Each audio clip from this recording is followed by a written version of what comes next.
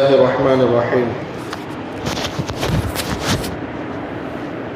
நமது அறிவு உலகத்தையும் வெளியே இருக்கக்கூடிய காரண காரிய உலகத்தையும் தாண்டி ஒரு உலகம் இருக்கிறது. அப்படியானது ஒரு உலகம்தான் கனவுலகம். எல்லா விஷயங்களையும் நாம் அறிவால் விளங்கிவிட முடியாது. எல்லாவற்றுக்கும் காரண காரியங்களை தேடி முடித்துவிட முடியாது. நம் அறிவிற்கும் நாம் பார்க்கிற காரண காரியங்களுக்கும் அப்பாற்பட்ட பல்வேறு விஷயங்களையும் அல்லாஹு தஆலா நம் வாழ்வை சுற்றிலும் வைத்துள்ளார். சில விஷயங்கள் நம்முடைய முந்தைய காலத்தில் புரிந்து கொள்ள முடியாதவையாக இருக்கும். ஆனால் பின்வரக்கூடிய காலங்களில் நமது அனுபவம் மற்றும் நல்லோர்களின் தொடர்பு மற்றும் நமக்காக பிறகு செய்கிற துஆ ஆகியவை நமக்கு புரிதலுக்கான வாய்ப்புகளை ஏற்படுத்தி தரும். மார்க்கம் சம்பந்தமான ஒரு செய்தி நம்முடைய அறிவுக்கு விளங்கவில்லை என்றால் அது நமக்கு விளங்கவில்லை என்று தான் நினைக்க வேண்டும். அதற்கான விளக்கத்தை கொடு இறைவா என்று பிரார்த்திக்க வேண்டும். மாறாக எல்லாம் அறிந்தவர்கள் போல நாம் அதை மறுத்து பேசக்கூடாது. அப்படி மறுத்து பேசினால் அந்த விஷயத்தை அனுபவிக்கக்கூடிய நசீபு கிடைக்காமல் போய்விடும். அபாயம் உள்ளது. உதாரணமாக நபிகள் நாயகம் ரசூலுல்லாஹி ஸல்லல்லாஹு அலைஹி வஸல்லம் அவர்களை கனவில் காண முடியாது என்று ஒருவன் மறுத்து பேசினால் அவனது கெட்ட நசீபாக அவனால் அவர்களை காண முடியாமலேயே போய்விடும். அறிஞர் பெருமக்களின் ஏகோபித்த கருத்தின்படி நபிமார்கள் மற்றும் சஹாபாக்களின் காலகட்டத்திற்கு பிறகு கனவுகளுக்கு விளக்கம் கூறுவதில் ஜாம்பவான் என்று இமாம் இப்னு சீரின் ரஹ்மத்துல்லாஹி அலைஹி அவர்கள் கூறப்படுகிறார்கள். கனவுக்கு அவர்கள் எழுதியது போல் விளக்கமான தெளிவான நூலை வேறு யாரும் இல்லை. இமாம் இப்னு சீரின் ரஹ்மத்துல்லாஹி அவர்கள் யார்? கனவுகளுக்கு விளக்கம் கூறும் பாக்கியம் இவர்களுக்கு எப்படி கிடைத்தது? இவர்கள் ஹலீஃபா ஹஜ்ரத் உஸ்மான் ரலியல்லாஹு அன்ஹு அவர்களின் காலத்தில் பிறந்தவர்கள். இவர்களின் பெற்றோர் அடிமைகளாக இருந்தவர்கள். இவர்களது தந்தையை விலைக்கு வாங்கி உரிமை விட்டவர் ஹஜ்ரத் அபூபக்கர் சித்தீக் ரலியல்லாஹு அன்ஹு அவர்கள் ஆவார்கள். இமாம் இப்னு சீரின் ரஹ்மத்துல்லாஹி அலைஹி அவர்கள் தங்களது வாழ்நாளில் பல சஹாபாக்களை சந்தித்தவர்கள். தாபியீன்களில் மிக முக்கியமானவர்களாக கருதப்பட்ட இமாம் ஹசன் பஸரி ரஹ்மத்துல்லாஹி அலைஹி அவர்களோடு நெருக்கமான தொடர்பில் இருந்தவர்கள். தஃப்சீர் கலையிலும் ஹதீஸ் ஃபிக்ஹ் கலைகளிலும் பெரும் தேர்ச்சி பெற்றவர்கள். 30 சஹாபாக்களிடம் பாடம் கற்றவர்கள். குறிப்பாக ஹஜ்ரத் அப்துல்லாஹ் இப்னு அப்பாஸ் ரலியல்லாஹு அன்ஹு, ஹஜ்ரத் அப்துல்லாஹ் இப்னு உமர் ரலியல்லாஹு அன்ஹு ஆகியோரிடம் அதிக நேரங்களை செலவிட்டு பாடம் கற்றுள்ளார்கள். அல்லாமா இப்னு சீரின் ரஹ்மத்துல்லாஹி அலைஹி அவர்கள் கனவுகளுக்கு விளக்கம் கூறுவதற்கு 2 அடிப்படை விஷயங்கள் உண்டு என்று கூறுகிறார்கள். ஒன்று, ஷரீஅத்துடைய ஞானம் பெற்றிருக்க வேண்டும். 2, இல்முல் வராசத் என்னும் முக தோற்றத்தை வைத்து ஒருவரின் குணத்தை அறியும் கலையை அறிந்திருக்க வேண்டும். தமிழில் இதை சாமுத்திரிகம் என கூறுவர். கனவிற்கு விளக்கம் கூறும் இக்கலையை அறிவதற்கு ஒருவர் பெரும் ஆலிமாக இருக்க வேண்டும் என்ற அவசியம் இல்லை. ஆனால் அவர் உண்மை தன்மை உடையவராகவும் ஹராமை விட்டும் விலகி நடக்கும் பத்தினித்தனம் உடையவராகவும் தவறான விஷயங்களிலிருந்து பார்வையை தாழ்த்தி நடப்பவராகவும் இருத்தல் அவசியம். இமாம் இப்னு சீரின் ரஹ்மத்துல்லாஹி அலைஹி அவர்கள் ஜைத்தூன் எண்ணெயை விற்கிற வியாபாரியாக இருந்தார்கள். ஒருமுறை அவர்கள் தெருவில் ஜைத்தூனை கூவி விற்றவர்களாக சென்று கொண்டிருந்தார்கள். அப்போது அவரிடம் எண்ணெய் வாங்கிய ஒரு பெண்மணி, நான் பணம் எடுத்து வரவில்லை, எனது வீட்டிற்கு வந்து பணத்தை பெற்றுக்கொள்ளுங்கள் என்று கூறினாள். அதன்படியே பணம் பெறுவதற்காக அவளது வீட்டிற்கு சென்றார்கள் இமாம் அவர்கள் வீட்டினுள் நுழைந்ததும் அந்த பெண் தனது வீட்டின் கதவை உட்புறமாக தாளிட்டுவிட்டு இமாம் அவர்களை தவறான செயலுக்கு அழைத்தாள். எனது இச்சைக்கு உடன்படாவிட்டால் என்னிடம் தவறாக நடக்க முயன்றதாக வெளியே செய்தி பரப்புவேன் என்று பயமுறுத்தினாள்.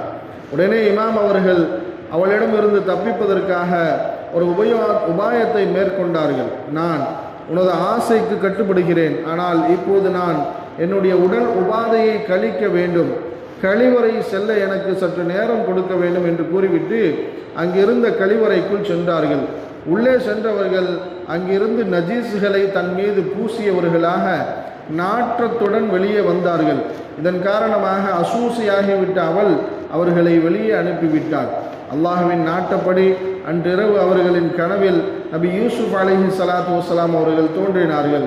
அல்லாஹ் உங்களுக்கு கனவிற்கு விளக்கம் கூறும் ஆற்றலை தந்துவிட்டான், அது விஷயத்தில் இன்றைய காலகட்டத்தில் இமாமாகவும் உங்களை ஆக்கியுள்ளான் என்று நற்செய்தி கூறினார்கள்.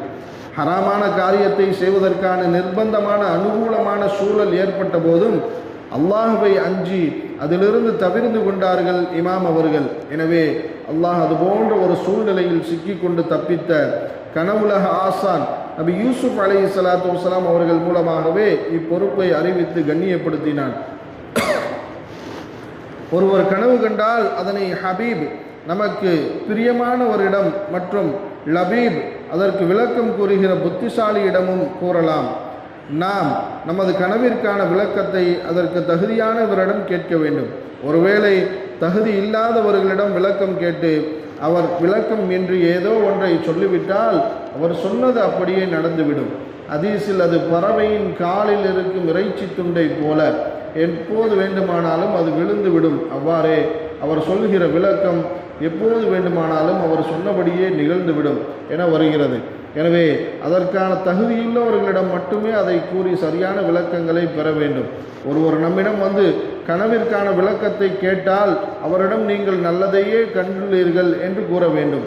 ஒருவேளை நமக்கு அதற்கான விளக்கம் தெரிந்தாலும் அதை பக்குவமாக எடுத்து கூற வேண்டும், தடாலடியாக கூறிவிடக்கூடாது. ஒருவேளை அவருக்கு பாதகமான செய்திகளை தாங்கிய கனவாக அது இருந்தாலும் இன்னின்ன மாதிரியான தர்மங்கள் செய்யுங்கள், இன்னின்ன ஆயத்துக்கள் துஆக்கள் ஓதி வாருங்கள், இன்னின்ன விஷயங்களில் கவனமாக இருங்கள் என்று பக்குவமாக கூற வேண்டும். அவரை பயமுறுத்தக்கூடாது. ஒரு அரசர் தனது பற்கள் அனைத்தும் விழுந்து விடுவது போல கனவு கண்டார்.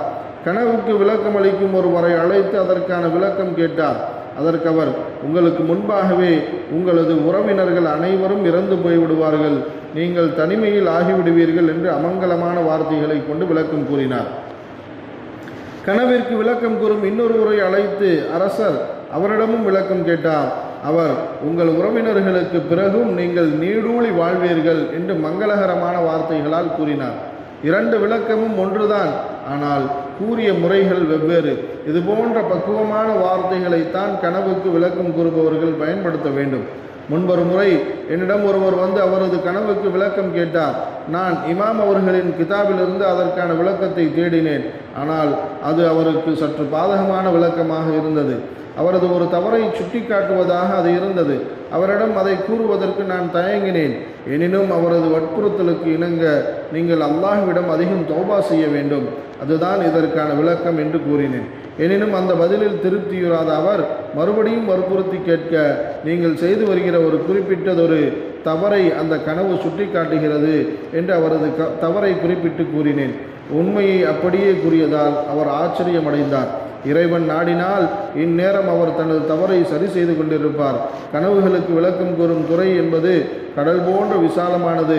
இமாம் இப்னு சீரின் ரஹ்மத்துல்லாஹி அலைஹி அவர்கள் கனவுகள் சம்பந்தமாக ஏராளமான விளக்கங்களை ஆய்வு செய்து எழுதி தந்துள்ளார்கள். அதை படித்து நாம் ஏராளமான பலன்களை பெற்றுக்கொள்ளலாம்.